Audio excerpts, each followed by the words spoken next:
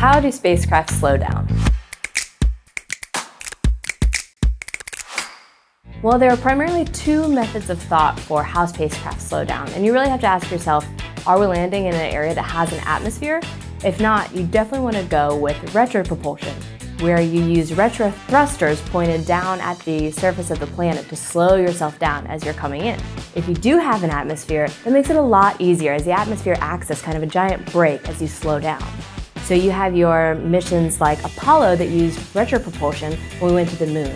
When you're able to use the atmosphere, you have your heat shield on the blunt end of your spacecraft coming into the atmosphere, and then the parachutes will come out and slow you down the rest of the way to provide that safe landing. Here at NASA, we're constantly developing new technologies to help with that entry, descent, and landing, or EDL.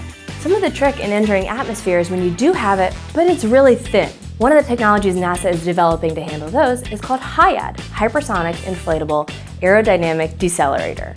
The HIAD can come as a heat shield much like the blunt body heat shields of those older missions that were made out of ceramics or metals and were very hard.